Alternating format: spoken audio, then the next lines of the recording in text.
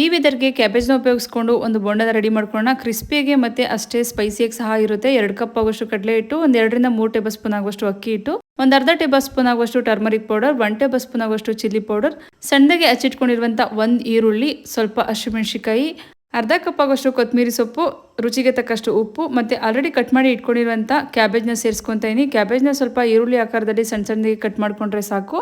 ಇದನ್ನೆಲ್ಲನೂ ಚೆನ್ನಾಗಿ ಒಂದ್ಸಲ ಮಿಕ್ಸ್ ಮಾಡಿಕೊಂಡು 1ರಿಂದ 2 ಗ್ಲಾಸ್ ಆಗುವಷ್ಟು ನೀರನ್ನ ಸೇರಿಸಿ ಬೋಂಡದ ಹಿಟ್ಟದ ಅಳತೆಗೆ ಕಲಿಸ್ಕೊಬೇಕಾಗುತ್ತೆ. ಸ್ವಲ್ಪ ನೀಟಾಗಿ ಮತ್ತು ತೆಳುವಾಗಿ ಕಲಿಸ್ಕೊಂಡ್ರೆ ಸಾಕು, ತುಂಬಾ ಗಟ್ಟಿ ಏನು ಬೇಡ. ಬೋಂಡಕ್ಕಿಂತ ಸ್ವಲ್ಪ ತೆಳುವಾಗಿದ್ದರೆ ಒಂದು ಸ್ವಲ್ಪ ಕ್ರಿಸ್ಪಿನೆಸ್ ಚೆನ್ನಾಗಿ ಬರುತ್ತೆ. ಲೋ ಟು ಮೀಡಿಯಂ ಫ್ಲೇಮ್ನಲ್ಲಿ ಆಯಿಲ್ನ ಚೆನ್ನಾಗಿ ಬಿಸಿ ಮಾಡಿಕೊಂಡು ಆಲ್ರೆಡಿ ನಾವು ಮಿಕ್ಸ್ ಮಾಡಿ ಇಟ್ಕೊಂಡಿದ್ದಂಥ ಕ್ಯಾಬೇಜನ್ನ ಬೋಂಡದ ಹಿಟ್ಟದ ಆಕಾರಕ್ಕೆ ಆಯಿಲ್ನಲ್ಲಿ ಫ್ರೈ ಮಾಡಿಕೊಂಡ್ರೆ ಕ್ಯಾಬೇಜ್ ಬೋಂಡ ರೆಡಿನೇ ಆಗೋಗ್ಬಿಡುತ್ತೆ. ಸಂಜೆ ಟೈಮ್ ಟೀ ಜೊತೆ ಒಂದು ಸಿಂಪಲ್ ಆಗಿರುವಂಥ ಕ್ಯಾಬೇಜ್ ಬೋಂಡನ ಟ್ರೈ ಮಾಡಿ ನೋಡಿ. ತುಂಬಾ ರುಚಿಯಾಗಿರುತ್ತೆ ಮತ್ತು ಅಷ್ಟೇ ಸಿಂಪಲಾಗಿ ಸಹ ಮಾಡ್ಕೊಬೋದು ಮತ್ತು ಅಷ್ಟೇ ಸ್ಪೈಸಿಯಾಗಿ ಸಹ ಇರುತ್ತೆ. ವಿಡಿಯೋ ಇಷ್ಟ ಆದರೆ ಒಂದು ಲೈಕ್ ಮಾಡೋದು